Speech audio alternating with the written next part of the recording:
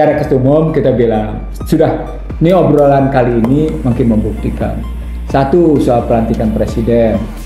Kalau kita bicara pelantikan presiden mundur, berarti soal pemilu udah bermasalah. Mundur lagi ke belakang, ternyata soal norma dan angka bermasalah. Iya. Sistematik struktural nih kan? Struktural. Mundur lagi ke belakang, ternyata DPT bermasalah. Mundur lagi ke belakang, KPU-nya bermasalah. MK-MK-nya regulasinya bermasalah, gitu kan? Jadi dia berurut-urut masalahnya. Nah, itu karenanya penting memperbaiki sistem, dan itu berarti memperbaiki konstitusi.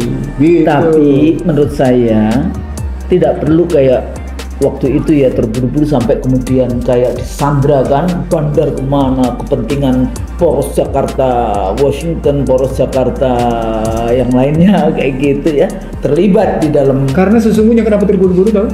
Kenapa? Karena mereka sedang melakukan yang namanya penyusupan senyap. Iya.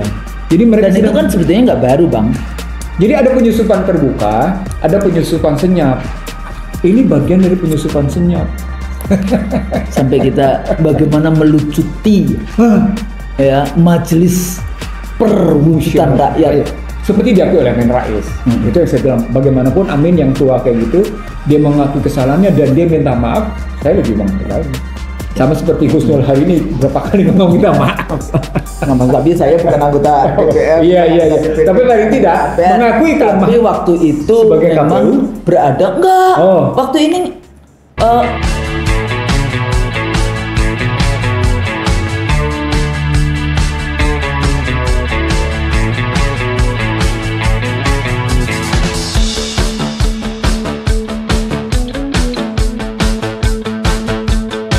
Bismillahirrahmanirrahim. Assalamualaikum warahmatullahi wabarakatuh. Waalaikumsalam warahmatullahi wabarakatuh. Kembali dalam program conversation gitu ya, percakapan Two Scholars Conversation, percakapan dua scholars. Saya Kusnu Maria bersama sahabat saya Dr. Ihsanuddin Nursi.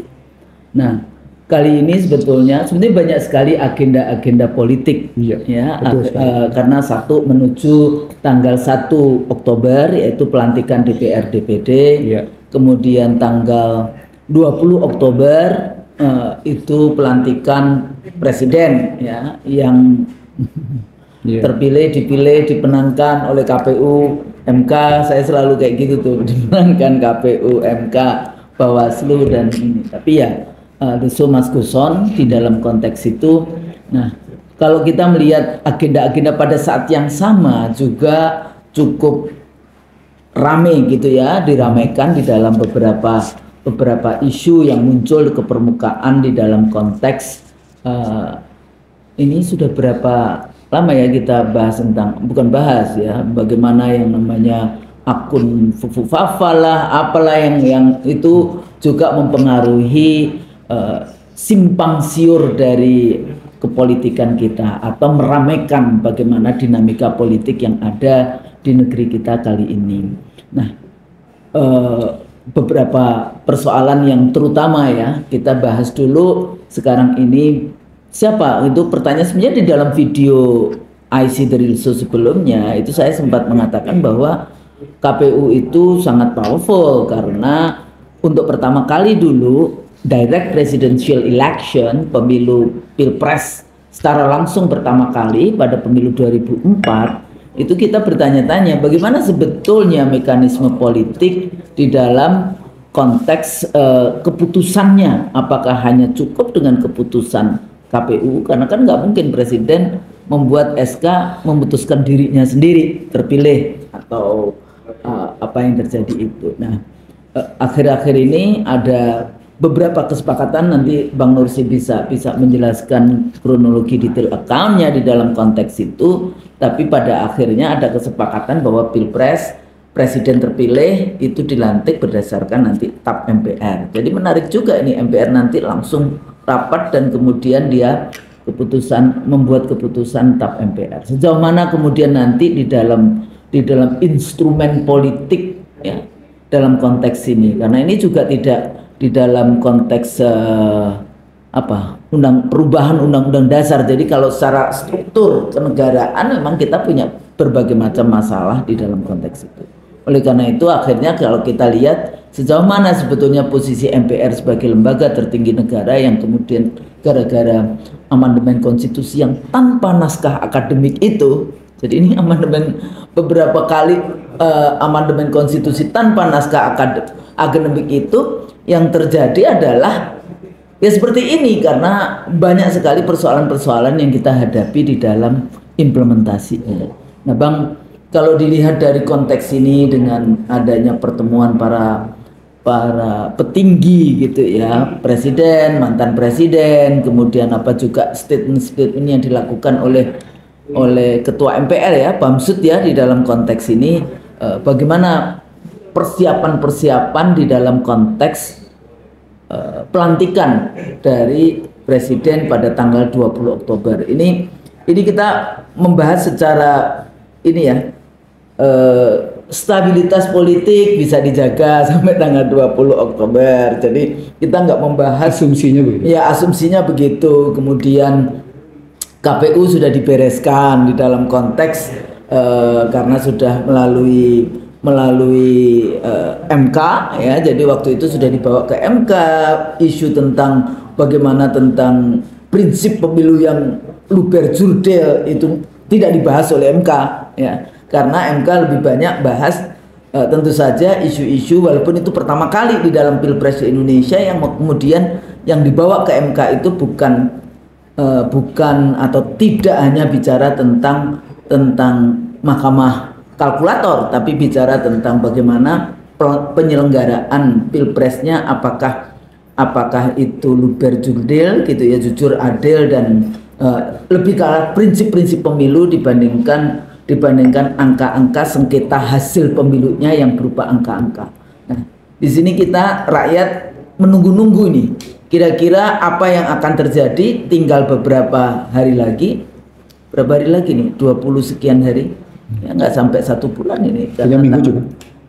3 minggu. 3 minggu ya di dalam konteks ini. Selain ada hari-hari yang menjadi tonggak di dalam, kalau kita bahas September kan ada 30 September, 1 Oktober ada hari kesaktian Pancasila, 5 Oktober ada hari ABRI. Sekarang hari ABRI masih ada ya? Masih tanggal 5. Ya tapi ABRI TNI. Kalau dulu kan ABRI, Angkatan Bersenjata Republik Indonesia. Dan jangan lupa Oktober juga ada yang penting juga Bang. Apa tuh? Hari kelahiran saya. Happy Milad, Milad kayak gitu. Believe it or not, Milad saya sama dengan Prabowo ya. Oh ya, Masya Allah. Nggak ada hubungannya sih. Oke. Jadi kita bahas di situ. Kenapa sekarang pada berbicara tentang waktu di video kita waktu itu, dengan apa ini dilantik? Dengan keputusan apa ini dilantik, yang kayak gitu ya. Sekarang mereka sudah memutuskan dengan tetap. Nah, ini sebetulnya melihat pertarungan atau dinamika politik di tingkat elit, kita melihatnya gimana nih Bang? Oke. Saya mulai dulu dengan Kemelut 2019 ya. Rahmawati Soekarno Putri mengajukan gugatan putusan KPU yang memenangkan Joko Widodo. Gugatan terus berjalan, keputusan KPU duluan. Sebelum putusan MA. Saya lupa keputusan, kalau nggak salah keputusan MA nomor 45 tahun itu. Sehingga pada saat Joko Widodo di 2019 itu dilantik, tidak ada yang dari Mahkamah Agung. Tidak ada yang hadir, padahal selama ini dari sejak 2004 ada juga selalu Mahkamah Agung yang menyumpahi. Kalau itu ketua di 2004 dulu 2019 nggak ada. Kenapa? Karena masih bermasalah. Karena bermasalah. Dan setelah keputusan KPU memutuskan itu, baru keputusan Mahkamah Agung menyatakan bahwa kemenangan Joko Widodo di 2019 bermasalah, artinya dibatalkan. Tapi itu menggambarkan ada konflik putusan hukum, gitu ya, antara Komisi Pemilihan Umum dengan Mahkamah Agung. Putusan. Bagi banyak sebagian ahli tata negara menyatakan konflik tentang pemilihan umum tidak ada di Mahkamah Agung. Bagi banyak kalangan tata negara. Tapi banyak hal yang lain, hal yang dipersoalkan ini selama hubungan dengan persoalan administrasi, kenapa enggak? Gitu pendapatnya. Ini dipersoalkan soal administrasinya atau soal kemudian angka-angkanya gitu. Atau persoalan substansinya, soal esensinya. Saya tidak ingin masuk perbedaan di arah tata negara, tapi saya ingin mengatakan bahwa bentuk keputusan KPU itu sesungguhnya dia masuk hanya dalam tataran di bawah kelasnya keputusannya, di bawah keputusan presiden. Jadi dalam tata urutan perundang-undangan, undang-undang nomor 7 tahun berapa saya lupa gitu ya. Itu strukturnya keputusan, jadi ada undang-undang dasar, ada TAP MPR, ada undang-undang, ada PP, ada Kepres, ada barusan keputusan-keputusan komisi. KPU keputusannya di nomor 5 di bawah ini statusnya. Dia nggak bisa disetarakan dengan keputusan presiden.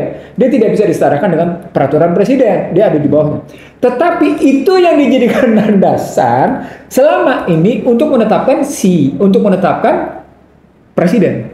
Artinya dari 2004 hingga 2019 basisnya seperti yang Husnul bilang pada IC dari Seoul yang sebelumnya, bahwa dasarnya cuma pernyataan bahwa calon presiden ini dan calon wakil presiden ini adalah pemenang, titik. Tapi tidak ada status keputusannya bahwa dia adalah dilantik sebagai presiden. Kalau legislatif, DPR, DPD itu KPU sama posisinya, putusan KPU kemudian dibawa ke presiden menjadi SK presiden. Kepala negara. Ya. Kayak gitu ya. Nah sekarang kalau presiden sama wakil presiden siapa menetapkan bahwa wadah hukumnya apa istilahnya wadah hukumnya? Wadah hukumnya apa? Wadah keputusannya apa istilah hukumnya gitu? Wadah keputusan. Apakah mungkin cuma wadah keputusannya KPU saja? Kan nggak mungkin. Nah, muncul perdebatan di kalangan beberapa kalangan, dia tidak selesai. Baru setelah orang menyadari, nah ini menarik di sini.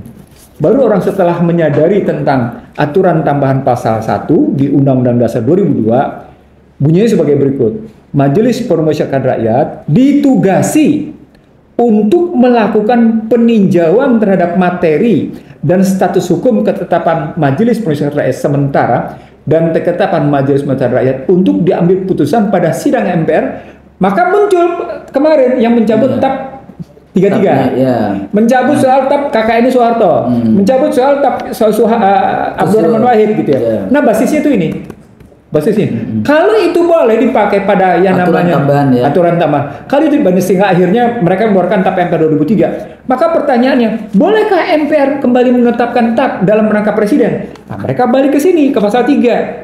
Pasal 3 ayat 2, Majelis Permusyawaratan Rakyat melantik presiden dan atau wakil presiden. Masih pakai dan atau loh? Apa poinnya? Ya dan atau ya bisa saja itu enggak dua-duanya. Bisa juga cuma salah satu. Enggak dua-duanya. Nah, saya masih ngomong enggak dua-duanya. Itu skenario yang satu. No. Skenario 2. Iya. Aku skenario 3 enggak dua-duanya. Jadi kalimatnya Majelis Permusyawaratan Rakyat melantik presiden dan atau wakil presiden. Artinya bisa masing-masing kan? Iya. Itu skenario. Nanti bisa dibahas apa skenario apa saja yang mungkin terjadi menuju 20 Oktober. Iya. Nah, kalau ini kalimatnya maka sesungguhnya yang melantik adalah MPR. Tapi wadah hukumnya apa? Wadah keputusannya apa? Wadah keputusannya itu apa? Dulu zamannya 2004 itu langsung ketua kita berikan kepada ketua MPR. Enggak, ketua MA. Ketua MA. Pak Bagaimana? Jadi dulu yang melantik bagaimana? Iya, bagaimana yang melantik? Padahal di sini kelihatan bahwa MPR yang harusnya melantik. Harus di sini. Berarti dulu saya salah. Nah, di sini saya pernah bilang begini. Pada orang yang mengakui bahwa ada tindakan yang salah dan kemudian mengakui, oh iya saya salah dan saya minta maaf. Ini masih lebih baik daripada nggak mau mengakui kesalahannya dan kemudian mengambil jalan keluar tanpa bilang udah kita melakukan ini. Tapi kita dulu tidak memutuskan itu, kita cuma serahkan kepada MPR, kepada Pak Bagirmanan dan itu. Jadi maksudnya tidak sempat menjadi diskursus. Siapa ini SK ini? Ya udah kita putuskan SK KPU karena pertama kali Pilpres secara langsung dan KPU yang memutuskan waktu itu kan. Tapi nggak ada SK-nya. Sementara kalau DPR-nya udah jelas dengan Kepres. Iya. Gubernur juga dengan Kepres, ya kan? Iya. DPRD juga sama. Nah, poinnya adalah sekarang kalau begitu sebenarnya kaum reformis salah sejak 2004 sampai dengan 2019. Salah dia. Iya salah. Maaf ya. Namanya juga Bagus di sini ngakui salah. Nah kalau begitu sesungguhnya sejumlah tokoh bangsa yang kemarin berdialog tentang bagaimana pelantikan presiden kali ini harus dengan tap MPR, sebenarnya bermuatan juga iya kami salah kemarin dari 2004 sampai 2014 kan gitu. Jadi artinya dan itu 2000 berkali-kali. 4 kali pemilu 2004, 2009, 2014, 2019. Ini nggak beres semua, coba saya KPU. Itu diskusi saya dengan Cak Nur waktu itu, karena Cak Nur mengatakan bahwa semuanya akan dalam waktu sekali kayak gitu ya 5 tahun itu semua beres. Saya bilang enggak Cak Nur, kalau hitungan saya itu one generation, jadi 4 sampai 5 kali pemilu. Nah, urusan pelantikan ternyata pemilu yang kelima. Baru sadar. Itu bahasa saya kepada Cak Nur loh, almarhum. Iya, jadi saya sih sebenarnya konstruksi begini. Hukum itu kan dia punya 3 makna. Iya. Dia mengendalikan, dia merekayasa, dia kemudian mengarahkan gitu ya. Dia mengatur, menetapkan hal-hal yang harus ditetapkan, dia mencegah hal-hal yang patut dia cegah gitu. Dia menganjurkan bagaimana seharusnya dianjurkan. Nah, pada konstruksi pasal 3 ayat 2 Undang-Undang Dasar 2002, Majelis Permusyawaratan Rakyat melantik presiden dan garis miring, bukan koma loh. Iya. Dan garis miring atau wakil presiden. Di sini pakai titiknya banyak nih. Titiknya banyak sekali. Di sini disebut sebagai perubahan keempat. Oh gitu. Ini perubahan keempat nih. Gambaran. Ini bukunya buku MPR. Oh, MPR tahun 2002. Iya. Jadi referensinya jelas. Ini juga persoalannya yang kayak gini tidak jelas implementasinya karena nggak ada naskah akademiknya. Balik lagi. Inkonsistensi. Iya. Jadi akhirnya perubahan-perubahan nggak karu-karuan. Oke. Nah, sekarang kalau kita bilang dia balik ke TAP dan tadi sebenarnya kaum reformis mengakui kesalahan dan tapi kemudian oh iya sekarang mesti dengan TAP, maka pertanyaan berikutnya dampaknya. Memang MPR boleh bersidang? Pertanyaan sebelum bersidang, memang MPR boleh menetapkan TAP? Itu sejak reformasi nggak ada TAP-nya kan? Sejak MPR dilucuti menggunakan kewenangannya. Bukan, diwujudi posisi kelembagaannya dari lembaga tertinggi menjadi lembaga tinggi. Emang punya kewenangan nerbitin TAP? Karena kalau tinggi artinya presiden dan MPR sejajar kan. Iya. Sementara kalau dulu sebagai Majelis Permusyawaratan Rakyat, presiden adalah mandataris MPR. Jadi sekarang terus jadi bermasalah juga dong kalau diputuskan dengan TAP. Itu maksud saya. Di situ yang selalu saya persoalkan dan setiap ahli hukum tata negara bahkan sampai Kalmahanas saya bilang begini. Apakah tata urutan perundang-undangan yang dibuat dalam Undang-Undang 7 nomor berapa saya lupa gitu ya, dari mulai Undang-Undang Dasar, lalu kemudian TAP, lalu kemudian Undang-Undang Nasional ke bawah, dia bisa menunjukkan sekaligus struktur dan mekanisme hubungan kelembagaan negara? Nggak ada yang bisa jawab, Pusno. Loh, ini bagian dari keributan saya ketika sidang MPR tahun 97-98. Bagaimana kita menata hubungan? Kenapa kayak gitu? Karena kami sudah waktu itu sudah menggagas tentang pentingnya melahirkan utusan golongan tersendiri, utusan daerah tersendiri, yang kemudian dipangkas oleh kalangan tertentu. Nggak mau. Kemudian dijadiin DPD dan pemilu langsung kayak gitu kan? Nggak mau dia mereka. Nah, sekarang pertanyaan muncul begini. Oke, memang MPR-nya boleh bersidang? Oh, MPR-nya statusnya begitu kok, lembaga tinggi bukan lembaga tertinggi. Walaupun di sini dibilang melantik, apa poinnya? Tadi yang sudah bilang inkonsistensi jadinya. Kok bisa ya lembaga sesama lembaga tinggi melantik? Kok bisa ya sebagai lembaga tinggi mengeluarkan keputusan?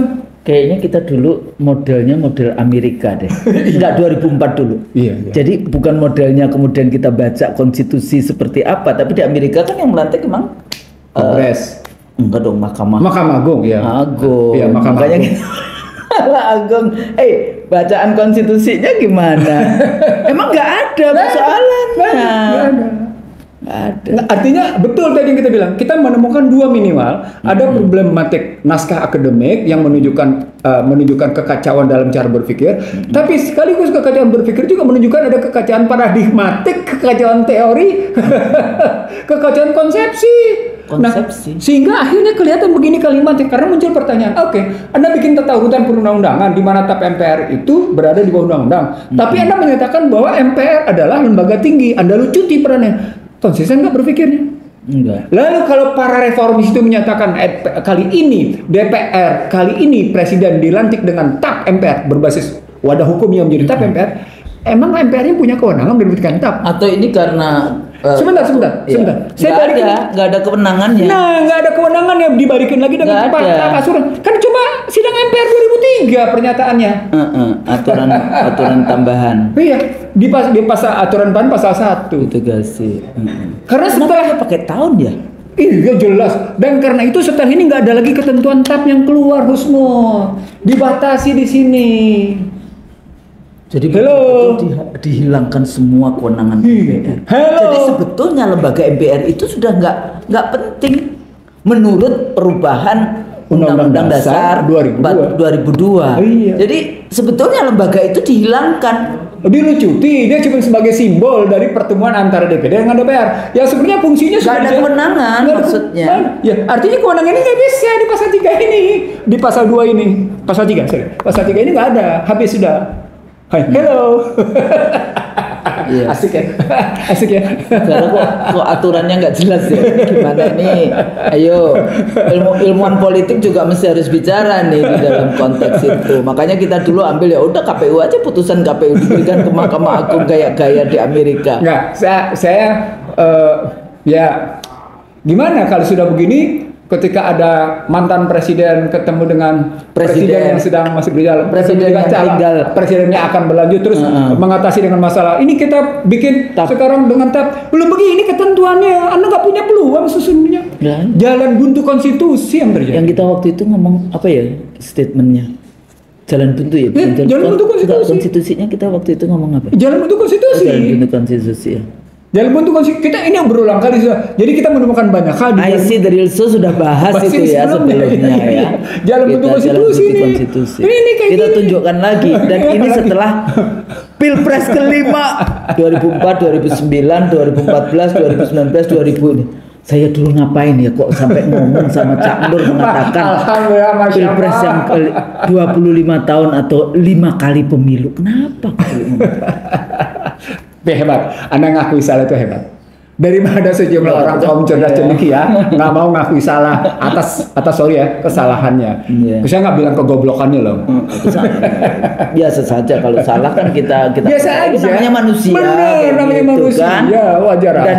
Dan ini adalah produk manusia, bukan firman Tuhan yang nggak ada salahnya di dalam konteks. Kalau manusia pastilah ada salahnya. Artinya begini Mas Saudara, kalau kita mau ngeliat situasi ini. Jadi menerbitkan dengan TAP MPR pun sesungguhnya problematiknya dia bermasalah. Di mana dia bermasalahnya? Karena MPR-nya tidak punya kewenangan. Atas dasar apa? Walaupun di sini diatur punya kewenangan, tapi begitu balik di sini tidak punya kewenangan dan dibalikin lagi dia di sini coba di dalam konteks itu sebetulnya selama ini kan melalui KPU saja, KPU dan kemudian MA, tapi kemudian di dalam sidang MPR. Ya, jadi MPR itu cuma tempatnya doang. Yang melantik adalah Mahkamah Agung. Tapi 2019 MA nggak ada. Nah, baru kemudian di 2019 emang nggak ada. Emangnya nggak ada karena tadi terjadi ada persoalan hukum, diputuskan hukum oleh MA. Tapi gini, zamannya saya dulu banyak sekali putusan-putusan KPU itu selalu kita tanyakan kepada MA. Ya. Konsultasi ya. Konsultasi, dan itu konsultasi tertulis. Artinya apakah kita melanggar konstitusi, apakah kita melanggar undang-undang yang ada di dalam implementasi kebijakan-kebijakan atau di dalam implementasi undang-undang pemilu, ya partai politik pemilu di dalam konteks itu. Kenapa? Karena di undang-undang di 2004 itu banyak sekali perintah diputuskan oleh SK KPU. Hal ini diputuskan oleh SK KPU, diputuskan oleh SK KPU itu di 2004 itu banyak sekali seperti itu, sehingga KPU juga menjaga supaya tidak salah fatal. Itu kita selalu beberapa keputusan-keputusan yang sangat sensitif itu kita tanyakan kepada MA. Dan alhamdulillah semua putusan KPU itu diiyakan oleh MA. Belum ada keputusan KPU yang waktu itu di 2004 itu kemudian dianulir oleh MA. Ya walaupun memang kita biasanya bertanya dulu baru ini terus kemudian kita sampaikan konsultasikan secara resmi kayak gitu kan. Kita kan bisa konsultasi informal tapi kemudian konsultasi resminya tertulis di dalam konteks itu dan dijawab oleh MA secara tertulis. Saya juga punya pengalaman itu. Iya.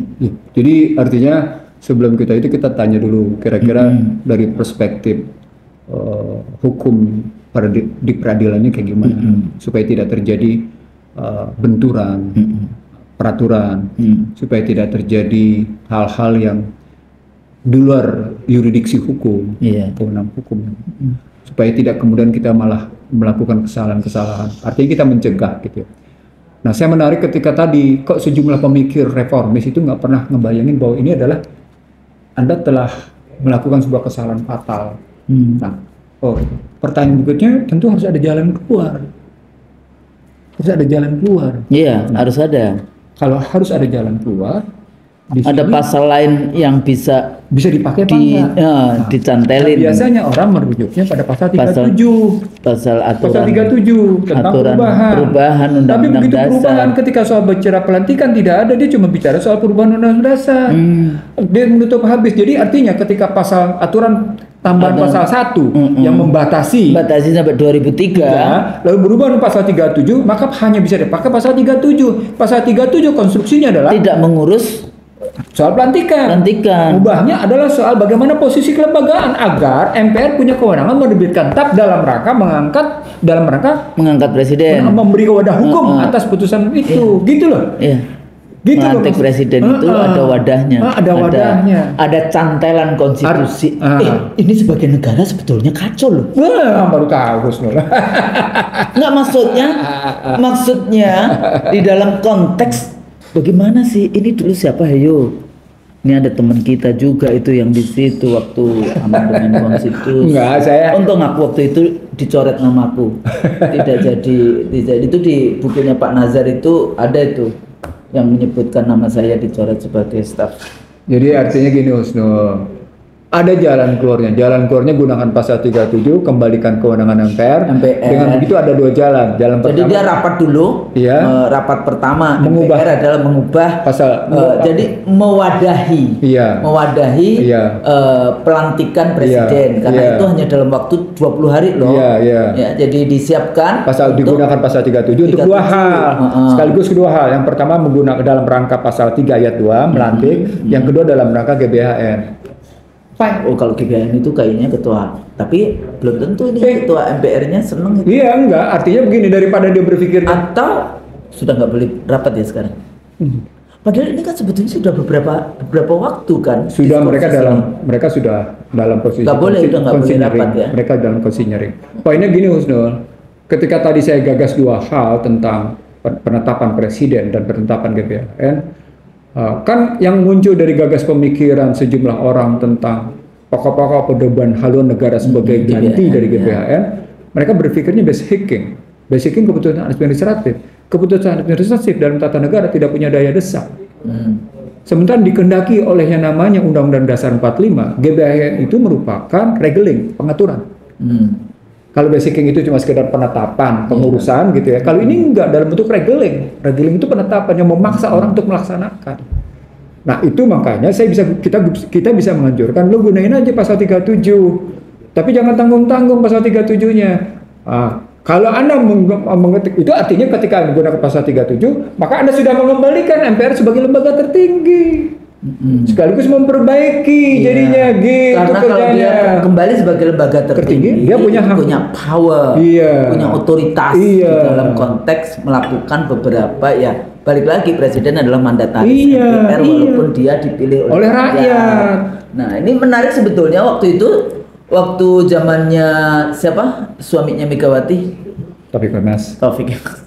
Beberapa kali sebetulnya saya juga ikut di dalam konteks bukan perdebatan, maksudnya sejauh mana ini mengembalikan, tapi lebih ke arah yang GBHN. Waktu itu saya bahas juga ini ada banyak dari kita juga yang agak sedikit apa ya, kayak fobia kayak gitu ya dengan GBHN dan sebagainya. Saya bilang nggak bisa, di dalam konteks kita bernegara itu kita punya yang namanya national interest. Saya waktu itu bahasnya national interest. Nah, waktu itu ada dua, apakah kita mau konsultasi dengan rakyat ataukah ya sudah, kalau MPR memang mau konsultasi dengan para akademisi, dengan para kekuatan-kekuatan politik di masyarakat, sehingga mengembalikan kewenangan MPR supaya bisa merumuskan GBHN sebagai kepentingan nasional kayak gitu ya, national interest gitu. Karena nanti tentu saja bagaimana mekanisme instrumennya dan sebagainya, bisa saja mereka selalu percaya bahwa dengan RPJMN itu cukup, padahal enggak untuk negara sebesar ini. Mereka maksudnya very technical di RPJMN, padahal kalau kita ngomongin GBHN itu kan lebih itu konseptual. Mereka mungkin belum belajar bagaimana bagaimana perumusan masalah bangsa, bagaimana membuat bangun pemikirannya, bagaimana ngebangun garis besarnya, bagaimana bangun programnya. Dan mereka nggak ngelihat misalnya seperti Amerika saja, setiap presiden itu pasti punya National Security Strategy of US. Iya. Nah, itu basisnya tetap berpikir dalam kerangka besar konstitusi mereka. Anda kebayang nggak itu memberikan pedoman bagi sebuah negara untuk berjalan ke depan sehingga dia tetap dalam satu arahan di bawah Kongres gitu loh. Jadi berpikir strategis itu jelas gitu. Jadi tidak sembarang. Ini nggak ada. Kita nggak punya. Suka-suka aja. Ya kalau yang kepilih presiden itu yang punya, nggak enak ya kalau punya brain kayak. Kalau bisa brain, ya susah juga. Tapi mereka jawabnya begini, kan ada RPJMN. Nah, selalu itu. Mereka mereka lupa bahwa status RPJMN itu ketika disamakan dengan Undang-Undang APBN, dia akhirnya cuma sekedar interdependen. Padahal hubungan yang mau dibangun adalah independen sama independen. Iya, ada independen, ada dependen variabel. Dan national interest itu kalau konstitusi kan udah tetap kayak gitu kan ya di dalam konteks undang-undang dasar. Sementara di GBHN itu bisa tergantung kepada situasi negara. Misalnya kalau kita nanti betul-betul terjadi yang namanya, kita selalu bicara tentang Laut Cina Selatan ya, perang atau sekarang ini dengan berbagai macam persoalan yang kita hadapi, maka tadi ya national security interest atau GBHN di dalam konteks kedaulatan, budaya, politik, ekonomi, keamanan wilayah, dignity bangsa ini itu bisa dimasukkan secara konseptual di dalam tap-tap MPR itu. Iya, jadi lagi-lagi saya karena kebetulan pernah menjadi tim perumus ya. Jadi kita kebayang bahwa ya makanya saya nggak sepakat dengan bahan kampanye presiden, visi misi presiden dijadikan bahan sebagai RPJMN. Nggak sepakat saya, karena itu berarti subjektivitas presiden, subjektivitas tim presiden, bukan subjektivitas bangsa sebagai kata ganti dari national interest. Gitu. Iya. Jadi kalau kita bilang subjektivitas bangsa, that's national interest. Tapi kalau cuma bicara subjektivitas presiden dengan timnya, belum tentu subjektivitas presiden dengan timnya adalah national interest. Dan itu terbukti. Gitu loh. Sebetulnya kepentingan dari para bandar kayak gitu kan. Itu masalah. Kemudian yang kita selalu bahas tentang arahannya adalah industri kapitalisme, sehingga produk-produknya undang-undang yang keluar ya undang-undang omnibus tenaga kerja, undang-undang kesehatan, IKN dan sekarang IKN dibilang kemauan rakyat kan melalui proses apa kemauan rakyat? Walaupun ada naskah akademiknya. Oh ada ada. Ya ini kemarin juga ada yang bahas siapa ya salah satu Pak Jenderal itu yang itu Ibu Husnul persoalannya bagaimana. Nah udah kalau kita bicara tentang, jadi balik lagi Husnul tentang pasal 3 ayat 2 ini. Ada jalan keluarnya kok. Jalan keluarnya. Tapi jalan keluarnya Anda harus mengubah Undang-Undang Dasar 2002, mengembalikan posisi MPR sehingga MPR kembali punya hak menerbitkan TAP.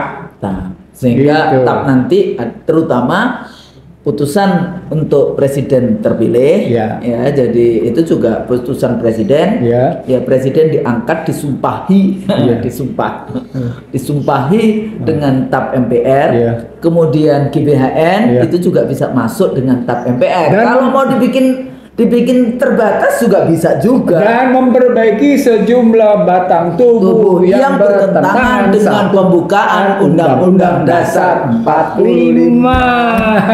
Itu Dengan nggak terutama di dalam tujuan negara iya, begitu. Karena sudah banyak ini pasal-pasal 94. Ekonomi demokrasi, exactly ekonomi demokrasi itu bukan Pancasila, itu kapitalisme, liberalisme. Daerah dibagi-bagi bukan tersusun. Kalimat kok dibagi-bagi. Makanya akhirnya dibagi-bagi. Bagi bener. Gitu kan. Pasal 18 itu. DPD nggak karu-karuan statusnya dia. Dan nggak punya kewenangan konstitusional. Iya. Punya kewenangan konstitusional tapi tidak punya eksekutorial.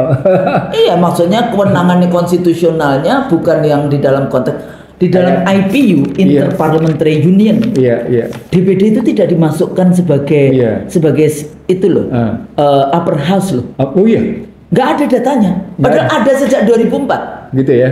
Itu selalu dikosongin. Kenapa? Mungkin karena dianggap it's not really Senat kayak gitu kan di dalam konteks House of Senate. Ini kalimat nggak enak nih. Dewan Perwakilan Rakyat dapat mengajukan kepada Dewan Perwakilan Rakyat loh. Yaitu LSM. RUI. LSM yang dibiayai oleh negara. Kan sebenarnya mereka tidak perlu bicara ke DPR.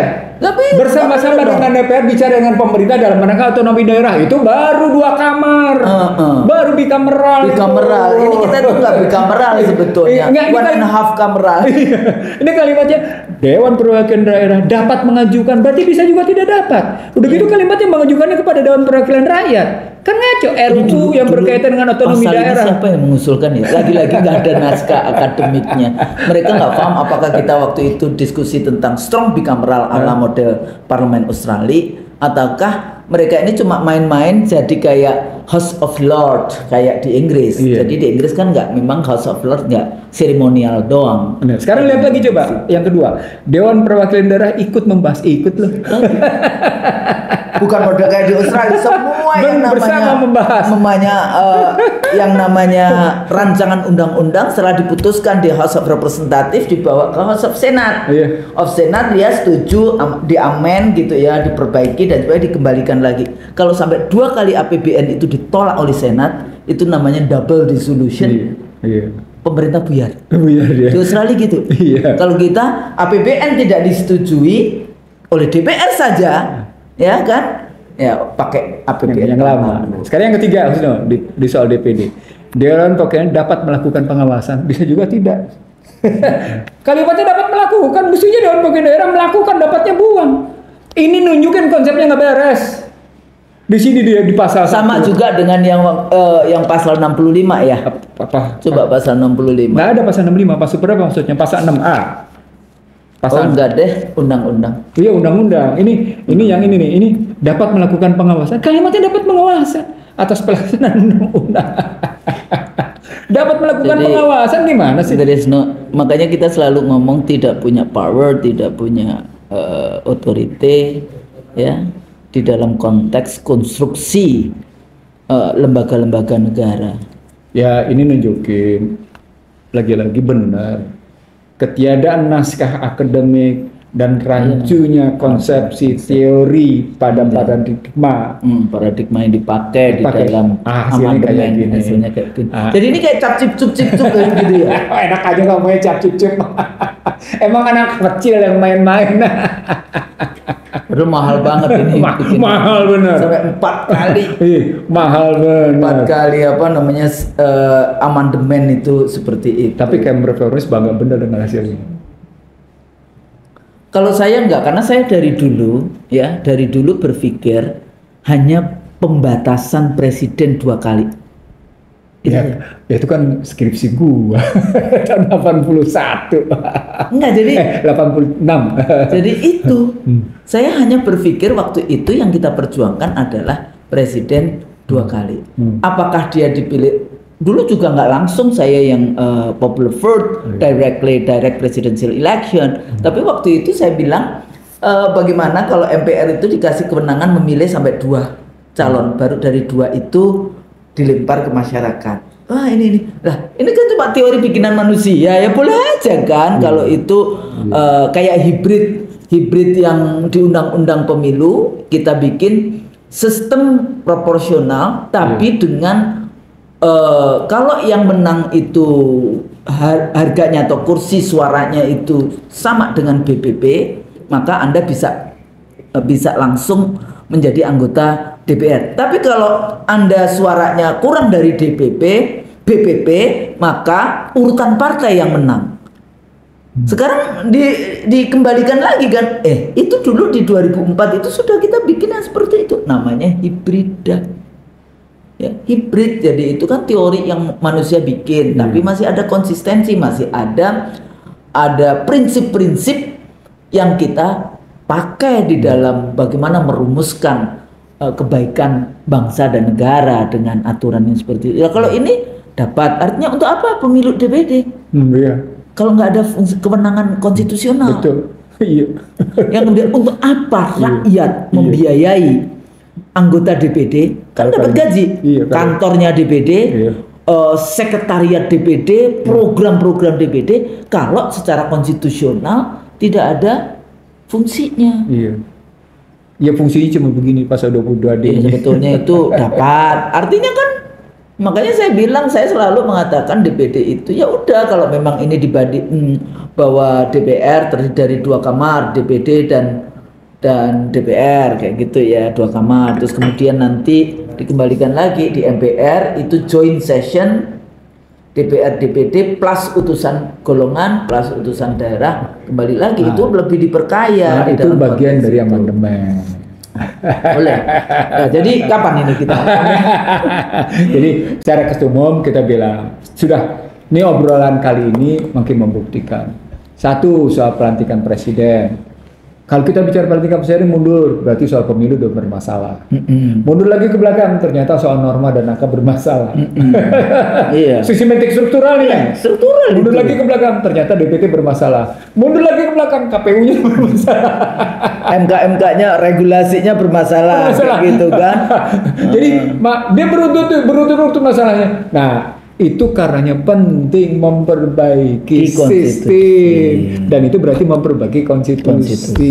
Gitu. Tapi menurut saya tidak perlu kayak waktu itu ya terburu-buru sampai kemudian kayak disandra kan, bandar kemana, kepentingan poros Jakarta, Washington, poros Jakarta yang lainnya kayak gitu ya, terlibat di dalam. Karena sesungguhnya kenapa terburu-buru tahu? Kenapa? Karena mereka sedang melakukan yang namanya penyusupan senyap. Iya. Jadi mereka dan itu kan sebetulnya nggak baru, Bang. Jadi ada penyusupan terbuka, ada penyusupan senyap. Ini bagian dari penyusupan senyap.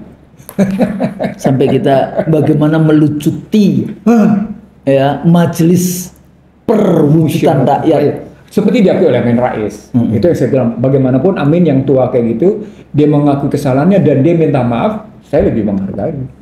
Sama seperti Husnul hari ini berapa kali ngomong minta maaf. Tapi saya bukan anggota DPR. Iya. Tapi paling tidak mengakui kelemahan. Tapi waktu itu memang berada enggak. Waktu ini setelah di KPU saya nggak terlalu banyak bicara konstitusi. Karena kita mulai mempersiapkan pilpres langsungnya itu kan. Ya ini pada saat kita aktivis. Iya. Ya kan? 98, 99, 2000 termasuk bersama dengan Pak Bagirmanan gitu ya. Tapi Pak Bagirmanan juga mengakui, Bu Husnul waktu Admimpres nih, Bu Husnul ternyata kita salah. Kita dulu kampanye pilpres langsung dengan pemikiran bahwa tidak akan ada calon presiden, calon wakil presiden yang bisa membeli suara rakyat yang jumlahnya pada saat pertama kali pilpres 155 jutaan pemilih, yang kemarin 207 jutaan pemilih. Ternyata kita salah. Pak Bagir lo itu Profesor Bagirmanan. Makanya keluar artikel saya, membeli suara Tuhan. Nah, katanya suara Tuhan, suara rakyat. Fox Day. Populi Fox Day. Suara rakyat, suara Tuhan. Dibeli lalu penjual suara Tuhan juga ada. Oke, Mas. Poinnya adalah. Jadi gimana? Poinnya adalah. Jadi yang gini, biasanya tuh pemirsa atau pendengar kalau kita bicarakan maunya langsung kayak gitu, jadi tip yang 1, 2, 3, padahal kita ini kan mendiskusikan sesuatu yang fenomena sesuatu yang kita bahas secara besar, yang kadang-kadang itu juga membutuhkan pemikiran, membutuhkan teori, membutuhkan perenungan dan sebagainya. Ya itu maunya kan tipsnya gimana? Oh ini 1, 2, 3. Ya sebetulnya nggak bisa gitu juga kayak gitu. Tapi paling tidak didiskusikan yang tadi saya katakan, jangan secara cepat-cepat karena harus sekarang mari kita urai apakah, karena kalau dari kelompok kan ada kelompok yang ingin kembali ke Undang-Undang Dasar 45, tapi juga harus disiapkan juga amandemennya yang mana saja kayak gitu kan. Jangan sampai kembali ke Undang-Undang Dasar 45 kita tidak siap dengan perubahan-perubahan itu, akhirnya ada yang hijack lagi di dalam. Jadi kalau kita itu gimana? Jadi pertama, kalau ingin kembali dalam rangka mengembalikan peran MPR, maka siapkan dulu utusan daerah dan utusan golongannya.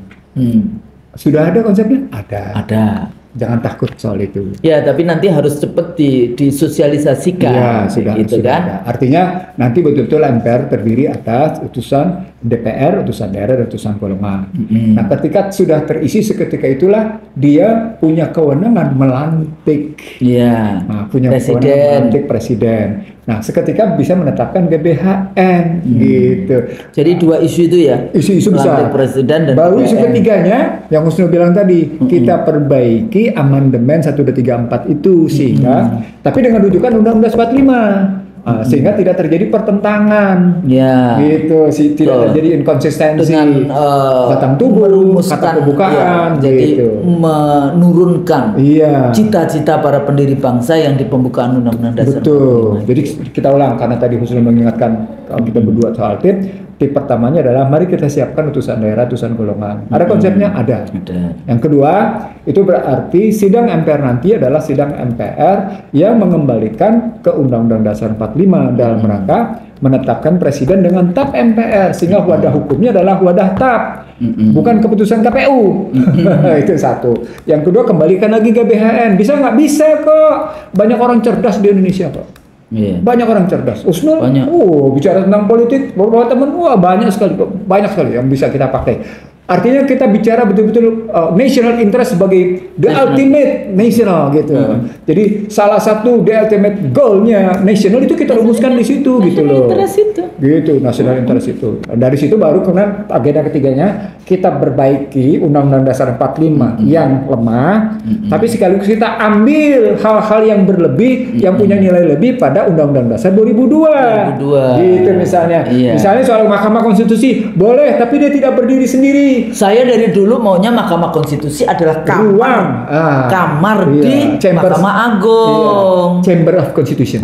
Tapi dia kan sampai bikin gedung seperti Kongres, seperti Chamber of Constitution. Chambers of Constitution. Itu istilahnya begitu. Itu salah satunya berpikirnya. Betul. Dengan begitu kita mungkin sehat. Dengan begitu, ini kata kuncinya nih. Tahu nggak Husnul kata kuncinya? Kita tidak lagi menjadi bagian dari negara yang terdikte konstitusinya oleh kepentingan pihak lain.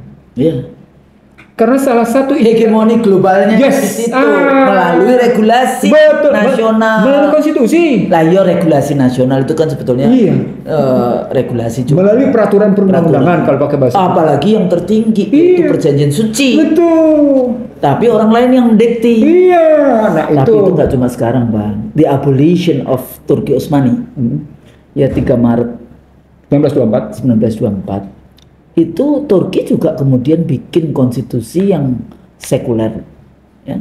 Terus kemudian undang-undangnya perempuan nggak boleh pakai jilbab, nggak boleh tulisan Arab dan sebagainya. Itu nyontek juga dari bagaimana konstitusi Prancis dan Amerika.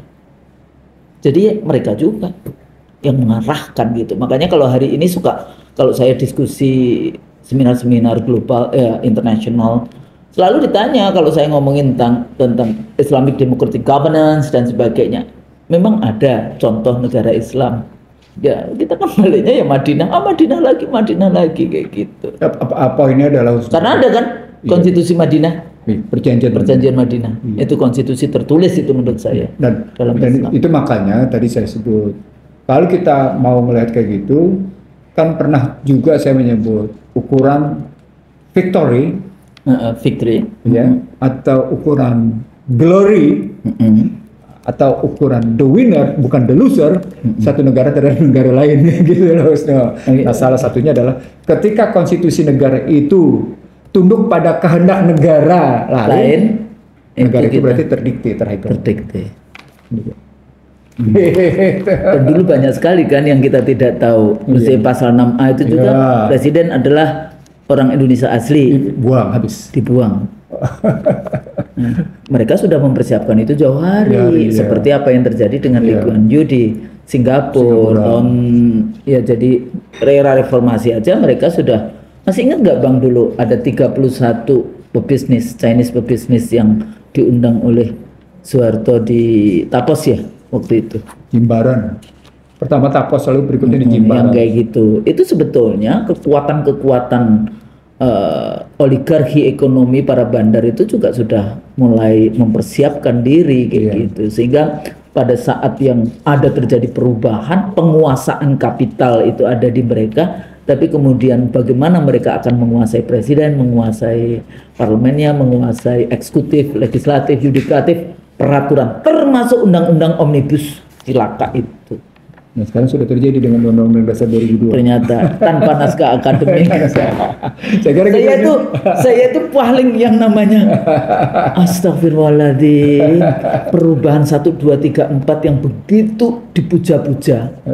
Ternyata nggak ada naskah akademiknya. Bagaimana kita membahas konsistensi dari konsep, teori, pemikiran dengan pasal-pasal yang diterjemahkan di dalam. Nah, di buku ini Husnul, sudah ada ya? Di buku ini Husnul, kita ngebahasnya Husnul. Oke. Nah, buku ini kita ngebahasnya di Prahara Bangsa, tapi ini baru dummy. Insya Allah. Usai pertengahan Oktober sudah beredar. Kita ngebahasnya secara ini menuju 20 Oktober. Jadi sekaligus di sini bicara tentang menghindar atau mencegah bagaimana negara terdikte dalam pendekatan finance dan farmasi. Kita One Health policy dan farmasi. Pemain farmasi itu cuma 5 gelintir aja. Oh, benar, betul sekali. Iya kan? Iya. Jadi kita jadi bagaimana mengatasi tadi yang dalam rangka kita mengembalikan fungsi MPR dulu, baru kemudian melantik, baru GBHN, baru kita kemudian mengamandemen. Jadi begitu pemirsa, mudah-mudahan conversation kita menuju 20 Oktober, tapi kita nggak bahas yang 1 Oktober ya. Adalah biarin aja parlemen DPR DPD itu dilantik, mereka sudah mulai juga kan, siapa yang akan jadi pimpinan, siapa yang jadi, tapi ya kita lihat aja. Kita lihat aja tanggal 1 Oktober, tapi yang lebih penting lagi adalah karena yang diwariskan bangsa kita hari ini kan, kedaulatan kita dijual dengan harga murah tanpa rasa malu kepada asing dan asing kayak gitu ya, yang harus kemudian diperbaiki oleh presiden yang akan datang. Betul. Nah, cuma presidennya kalau secara legitimasi putusan dia dilantik oleh siapa, apa dan sebagainya, dan ini sudah menjadi kayak diskusi publik, itu menjadi unsur nanti terjadi distrust, ya, disobedient. Sampai bisa saja sampai pada tingkat yang political chaos, tapi mudah-mudahan tidak begitu. Ya, kita semuanya berharap bagaimana para pemimpin kita itu bisa duduk bersama membereskan persoalan-persoalan bangsa, mulai dari konstitusinya sampai kemudian nanti implementasinya, bukan untuk kepentingan pribadi, kepentingan kelompok, kliknya, nepotisme, tapi untuk kepentingan bangsa dan negara. Saya pikir itu kalau salah kami bertanggung jawab, itu bertanggung jawab, mohon maaf, itu salah itu dari kita manusia, yang benar hanya dari Allah. Ya. Kalau salah mohon maaf. Assalamualaikum warahmatullahi wabarakatuh. Waalaikumsalam. Langsung aja ya. Iya, kita langsung. Dapat nih, langsung.